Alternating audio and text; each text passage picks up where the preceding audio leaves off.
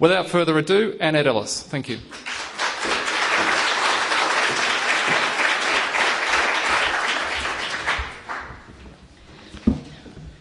Good morning, everybody. Thank you, Michael, very much for that warm welcome. And I'd like to acknowledge my parliamentary colleagues, Rachel and Lynn, in front of me, and to thank you for giving me the opportunity to be here on behalf of Jan. Jan sends along, as Michael has said, her very warm wishes and her sincere apology. It's a case of you can't be in two places at once, and she was pre-booked for the other event. But she asked me to send her best wishes to you, and I hope that in some way I can, in speaking on her behalf and on behalf of the Federal Labor opposition, address some of your major concerns in the brief 5 minutes that I've got.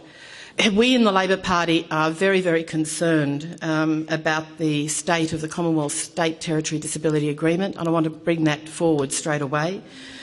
We have a view that it is a very important function, a very important piece of the structure, and we're very concerned to think that after renegotiations going on for 12 months, the election has come along and it is still not completed. The process has not been completed and signatures have not been made. People with a disability need both the states and the Commonwealth to work together, and the approach of the current Howard government, in our view, has been more like blaming the states and the territories, blaming anybody, but not really getting on with a concerted piece of leadership at the Commonwealth level to show a commitment towards a national approach to disability services. The government's decision to directly allocate funds outside of the Commonwealth State Territory Agreement give, in our opinion, no incentive at all for the states to increase their spending on disability. And I read with interest in the Senate inquiry that I'm sure you're all aware of, the level of indexation offered by the Commonwealth at 1.8% within the CSTDA is the lowest level of indexation in the country. Every state and territory has reached far above that. So when we consider the blaming of the states and territories, the Commonwealth really should be responsible enough to look at their own level of indexation offer and look at what the states and the territories have actually been doing in relation to indexation, and I think better reconsider their own position.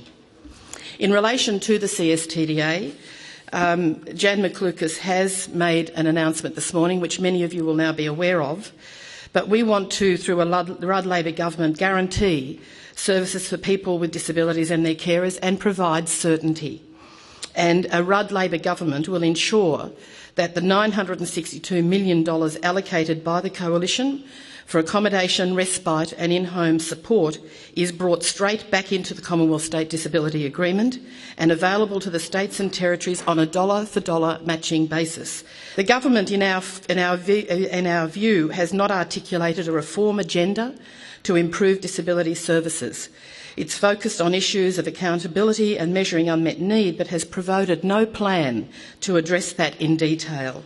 They've said nothing about future planning for services, and we need to define what level of service people with disabilities and their families can expect to receive, and then work to improve that level. Jan very much uses the term population-based planning. The system that is used in aged care, for example, defines how many aged care places should be available per 1,000 people over 70.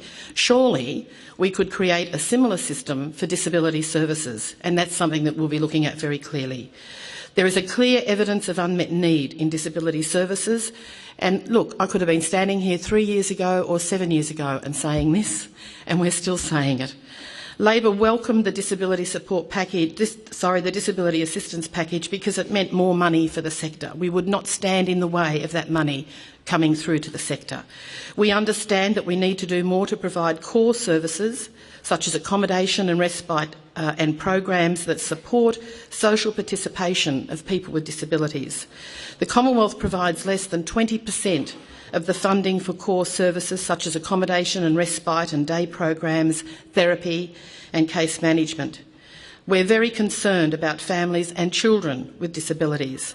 Already announced capital funding for 6 new autism-specific childcare centres in all states. We have made that commitment, and we have made a further commitment to say that we have supported the Coalition's announcement of $190 million over 5 years in the area of autism, but our plan is also to establish 6 specialist early intervention and childcare centres specifically for this area. Our centres will give children with autism the best start in life and will make childcare a reality. And the approach will also allow existing providers who are offering best practice early intervention in childcare centres to attract recurrent funding of up to $19,500 per child through the Childcare Inclusion Support Scheme. And for these centres only, the providers will have no limit on the number of children that attract that funding through the Inclusion Support Scheme. In other words, loosen the system up and try and make it more available for people who happen to have autism within their families. But that's just, of course, one area. We believe in partnership, we believe in leadership, and there is no way that we're going to sit back and watch the blame game continue to occur in the area of disability. Who loses out of that? You do, your families do, and the people who need the services do. That's not the way we will be operating it. Thank you very much.